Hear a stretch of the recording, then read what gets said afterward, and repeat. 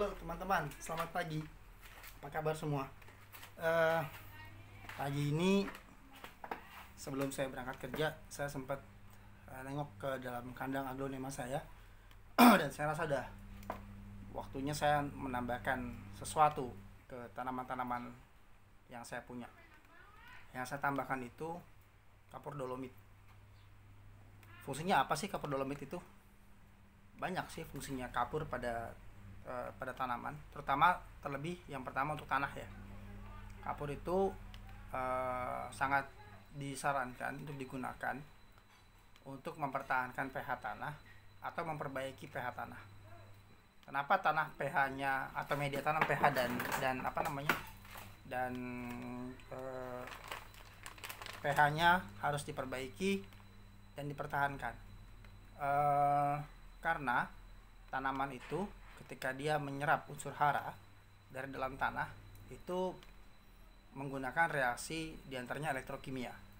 Dia mempertukarkan ion hidrogen dan ion OH- dengan kation atau unsur-unsur hara dalam bentuk elektron. Ada yang bentuknya ion positif ya, seperti nitrat, kemudian seperti amonium, seperti kalium, kemudian kalsium, magnesium, rata-rata ion logam semua diserap dalam bentuk kation. Kemudian ada juga dalam bentuk ion negatif ya, atau anion seperti nitrat, kemudian fosfat, kemudian beberapa senyawa lain dalam bentuk ion negatif. Nah, reaksi serapan ini berupa reaksi elektrokimia. Itu kenapa media tanam harus dipertahankan pH-nya agar reaksi ini tetap berjalan dengan baik. Sebab jika tidak, maka unsur hara yang ada di dalam media tanam atau di dalam tanah, baik yang tersedia secara alami atau kita berikan lewat pupuk, itu bisa tidak terserap. Analoginya seperti kita dalam keadaan lapar, masuk ke dalam sebuah ruangan, makanannya ada dalam ruangan tersebut, tetapi dalam lemari dan terkunci, gitu ya, sehingga kita nggak bisa makan makanan tersebut walaupun makanannya ada di dalam ruangan tersebut. Nah, analoginya seperti itu. Kemudian hal yang lain adalah media tanam apa yang bisa bereaksi dengan baik dengan penambahan si kapur dolomit ini. Tentunya media tanam yang punya fraksi atau punya bagian-bagian ya, yang memang bisa menampung si elektron tersebut. Loh, memangnya ada media tanam yang tidak punya daya tampung? Ada media tanam yang kalau kita kasih pupuk itu ya loss begitu aja lewat. Di antaranya adalah lumut. Lumut hidup itu media tanam yang umumnya dipakai untuk anggrek tentunya. Karena memang anggrek hanya memanfaatkan media tersebut sebagai tempat numpang hidup, bukan sebagai tempat dia mencari makan utamanya. Beda dengan anggrek yang nempel di pohon ya.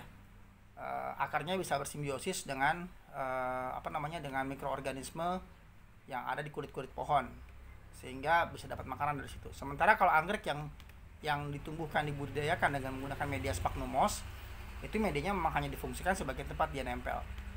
Umumnya unsur hara diberikan melalui pupuk yang disemprot dan diserap lewat daun. Nah, kalau buat aglonema, akarnya aglonema memang difungsikan untuk menyerap unsur hara dalam jumlah banyak, sehingga media tanam seperti lumut atau semisal itu yang tidak punya kejenuhan basa yang baik. Kejenuhan basa itu bahasa akademik banget ya. Maksudnya tidak punya daya tampung unsur hara yang baik, maka dia kalau kita kasih pupuk ya cuma sekedar nempel aja. Begitu kita siram pakai air, maka pupuknya akan tercuci gitu. Nah, kalau media tanam macam begini biasanya hanya baik digunakan sebagai media perbanyakan untuk stek atau untuk cangkok, tapi tidak disarankan untuk digunakan sebagai media growing, media tumbuh, karena kita akan boros pupuk menggunakan itu. Kemudian tidak ada juga jaminan bahwa menggunakan lumut tanaman tidak akan busuk. Busuk atau tidak tergantung oleh media tanam, tergantung oleh infeksi yang terjadi oleh bakteri atau jamur. Nah, balik lagi, kenapa pentingnya menggunakan dolomit untuk media tanam? Ya, diantaranya adalah untuk mempertahankan pH dan menaikkan pH jika media terlalu asam. Kemudian dengan naiknya si pH ini, maka reaksi pertukaran unsur hara dari tanah ke tanaman itu bisa berjalan dengan lebih baik. Begitu teman-teman. Nah, cuma ada satu lagi yang mesti diperhatikan, bahwa reaksi ini tidak berjalan dengan cepat ya. Jadi tidak bisa kemudian misalkan kita biar cepat banyak pupuk si dolomitnya kita kasih banyak-banyak buat tanaman, nggak bisa. Bukan begitu cara aplikasinya. Justru harus diberikan sedikit demi sedikit tetapi rutin, agar pH-nya naik secara bertahap. Karena memang begitu naturalnya dalam tanah, pH tidak bisa dinaikkan secara mendadak, tetapi memang naiknya harus gradual secara bertahap. Sebab jika mendadak maka juga tanaman akan shock, karena berubahnya pH misalkan 1 digit itu artinya keasamannya naik atau turun 10 kali lipat. Karena kan pH itu angkanya diukur dengan logaritma ya. Jadi misalkan dari pH 4 ke pH 6, berarti dia keasamannya naik, bukan keasamannya naik, keasamannya turun. pH-nya naik 2 digit, maka keasamannya turun 100 kali lipat.